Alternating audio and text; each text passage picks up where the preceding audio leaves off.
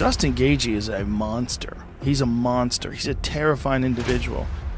And that's scary, man. I mean, yeah, he's a anybody zombie. in the lightweight division is lying when they're not a little bit shaken, like, dang, I gotta freaking fight that dude. Yeah. Oh, he got him with a overhand right. It's over. That is it. No big right from Gaethje, and down goes Vic. Now about a minute gone by round 2. Oh! Justin Gaethje head kicks. I'm so happy for Justin, by the way. Oh, he played such an interesting hand here. And he didn't have the cards. He said, listen, here's the opportunity I want. Put him a belt. I'm gonna fuck this up for everybody. I wanna play spoilers. I'm the most entertaining fighter in the world. And this guy's pretty close behind me. I just want to put on a show for everyone. The house party starts when I walk out, and I know that the whole venue will be packed up. Buckle up, boys. That's tight. He gets it. He gets the tap. The Paddy party goes to the next level. Well, it's got to go. There it is. It's done. Paddy Pimblett. Big time shots from Pimblett. 2 minutes to go, round 3. Oh, there it is. The king of the North. Paddy Pimblett. He has done a really good job of proving everyone wrong every step of the way. Like that kind of a star where the whole He world has is watching. that weird personality. Yes. Yeah, he has that. Well, he's very disarming. I talked about this in the last pay-per-view. I said it's a very sneaky trick. When you see Paddy, he's dancing like this. His hair is flopping around like he's in the Beatles. You know, he's like, he seems silly, but then he fucks people up.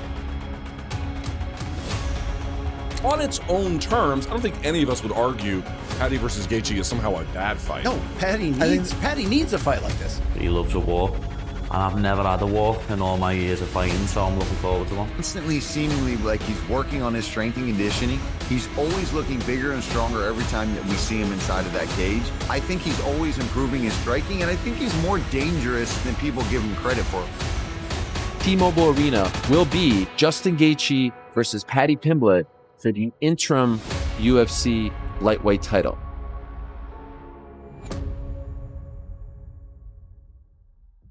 Welcome back, everyone. Tonight we're breaking down one of the wildest and most chaotic fights of the year, the main event between Paddy Pimblett and Justin. This wasn't just a 5-round war. It was a technical puzzle, a durability test, and a brutal reality check for both men. Let's get straight into what really happened inside the cage. Justin walked away with a unanimous decision win over Paddy Pimblett. But what unfolded inside that cage was far more than a simple result. This fight turned into one of the strangest, wildest, and most exhausting technical battles we've seen in a long time. It wasn't clean, it wasn't pretty, but it revealed everything about where both fighters truly stand at the elite level. From the opening exchanges, the tone was set immediately. Both men came forward with intent, throwing heavy shots without hesitation. But almost instantly, Paddy's striking style began to stand out, and not always in a good way. His movements were unconventional, creative, and unpredictable, but they were also filled with mechanical flaws that a veteran like Justin was always going to exploit. One of the first issues was posture. Paddy repeatedly advanced with his chin raised and his hands low, almost daring Justin to test his durability. And test it he did. Early hooks and straight shots snapped Paddy's head back, yet he kept walking forward as if nothing had happened. The footwork became the second major problem. Instead of stepping cleanly into range, Paddy kept resetting himself mid-movement. He would drive off the back foot, hesitate, bring the lead foot back, then step again. What should have been one smooth entry turned into 2 or 3 broken steps. Each reset narrowed his stance and froze him for a split second, just long enough for Justin to read and counter. The jab told the same story. Every time Paddy threw it, his elbow flared wide. That single habit gave away the timing and direction of the strike. Justin didn't need speed to avoid it. He simply slid off line and waited for the counter window to open. As the fight progressed, Paddy tried to adjust. His forward movement improved. He pushed off properly instead of stuttering, but every clean entry still ended the same way, straight into heavy counters. One moment he looked sharp stepping in, and the next moment he was eating a right hand. Then came the overhands. Instead of driving punches straight through the target, Paddy kept swinging downward, almost slapping instead of striking. Long windups, no snap and no disguise. Some missed completely, others barely carried power. One even looked like a handshake attempt more than a knockout blow. At one point, desperation fully took over. Paddy launched a jumping left hook with both feet leaving the canvas. In a 5-round fight, that kind of commitment is extremely risky. Justin read it instantly, slipped underneath, and calmly finished a single-leg takedown. That moment quietly changed the entire fight. Justin is famous for avoiding wrestling. He has said many times that he prefers striking and hates shooting takedowns. But here, when the opening presented itself, he didn't hesitate. Paddy was airborne, off balance, and defenseless. The takedown came easily. From that point forward, pressure became the centerpiece of Justin's strategy. He walked forward constantly. He cut angles. He denied space. He forced Paddy backward until the fence became a third opponent, and that's where everything broke down. In open space, Paddy's kicks and long jabs gave Justin problems. But against the cage, his game disappeared. With no room to retreat, Justin unloaded. Heavy combinations crashed through guardless defenses. Hooks, uppercuts, straight rights, everything landed. Even when punches missed, Justin stayed close enough to immediately fire again. And every time Paddy's hands dropped, chin high, eyes open, no guard, Justin punished it relentlessly. One exchange said everything. Paddy paused just long enough to admire a right hand before it smashed into his face. His head snapped back violently, yet he stayed upright, stumbling forward through instinct alone. Late in the fight, survival mode replaced strategy. Paddy began swinging wildly, throwing long hooks, slapping shots, jumping punches. Anything to find a miracle.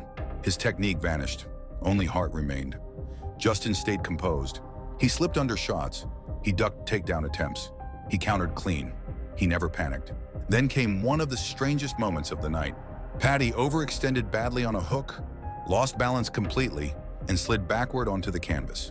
Justin rushed in, measured with one hand, launched an uppercut, and somehow tripped forward, face planting onto Paddy's back. Even the finish sequence felt chaotic, as if both men were running on empty. It didn't look like a title fight anymore. It looked like exhaustion. But inside the chaos, the technical truth was obvious. Paddy's toughness was legendary.